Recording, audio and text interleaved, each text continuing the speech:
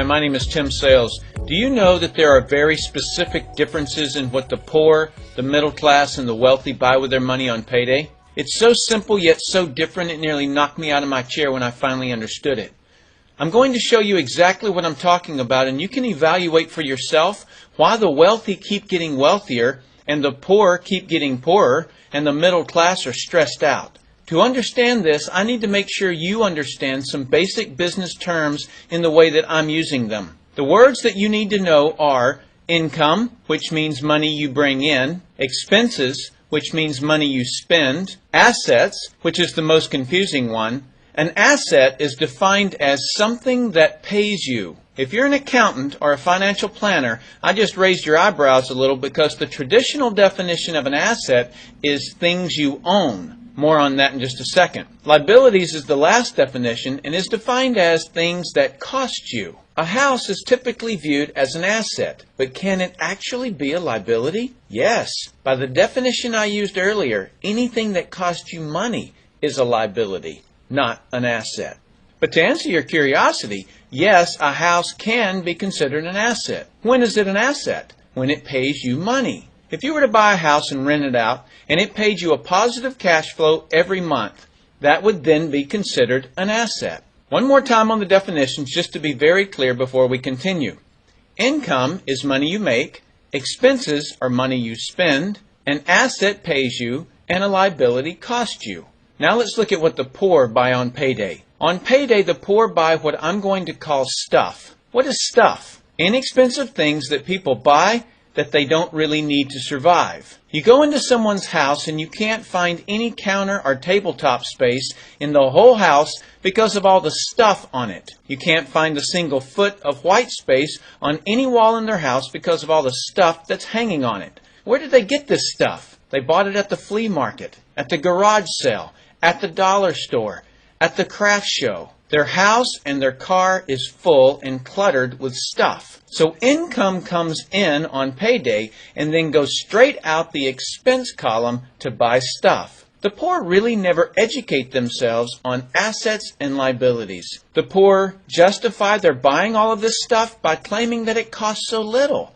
Yes, it was very cheap, inexpensive, not a lot of money, but over the years, it's all they ever had. The problem is their income never produced or created more income. I know this group very well because this was me. This was the way I was raised. I, in no way, am cutting or undermining this group of people or any other group. I just see a lot of financial pain out there and that need not be that way. I only want to help you and hopefully you'll pass this information on to people you care about. Creating wealth is not a mystery. It's a formula. The only reason someone doesn't create wealth is because they don't know or don't apply the formula. Let's continue on and look at the middle class. The middle class is the group that society mistakenly thinks are the rich. They are not. Yes, they typically earn a six-figure income, but what they buy on payday keeps them prisoners of the middle class. What they buy on payday are liabilities. Remember the definition of a liability? Things that cost you? By buying liabilities, the money gets pushed up and out their expense column. Liabilities are items like cars, boats, houses, airplanes, credit card debt. Let me explain the way this happens. On payday, the middle class make a nice big paycheck. Let's say $15,000 for the month. They then split that down the middle and pay their monthly expenses with half, and with the other half, they make a down payment on a new car. The car costs $7,000 down, and after they tack on the insurance and the maintenance, that liability costs them $1,100 new dollars every single month. A few months go by and they want a boat, then a vacation home, a Rolex watch on the credit card, a vacation on the credit card, and before you know it, their liabilities have raised the expense levels to near or above their income levels. They actually spend equal to or more than they make, meaning that they have to go to work and make a certain amount of money every single month because of their liabilities. The other important issue with both the poor and the middle class is that normally all of their income is dependent on their own effort, meaning they've educated themselves to exchange their knowledge and expertise for someone's money. Here's an example. An attorney is knowledgeable about law, so people pay him or her money in exchange for that knowledge on an hourly basis. The problem there is that if they're not, the attorney, sharing that knowledge with a client, then the attorney is not making any money. Their stress level is as tight as a piano string. And if you were to ask them to go to dinner with you, they very rarely can because of how much money it'll cost them to take that time off. On the surface, life is merry. The reality is that it's a roller coaster ride. That's the middle class. Now let's look at what the wealthy buy. On payday, the wealthy buy assets. Again, an asset is something that pays you. If you want to become wealthy, buy assets that then earn you more income. The money wheel looks like this.